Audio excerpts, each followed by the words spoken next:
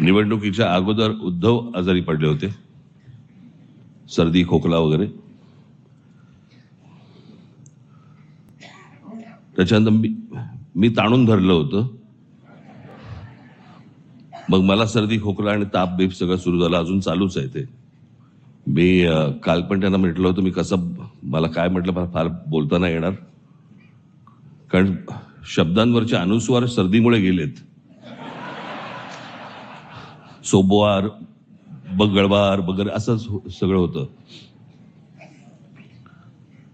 माझे family doctor आहेत, doctor Yadav म्हणून, मराठी यादव. हा,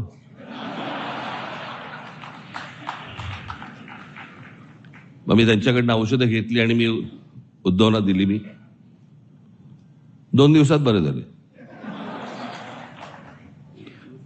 मी औषध घेतोय त्यांच्याकडनं 6 दिवस झाले, अजून काही नाही.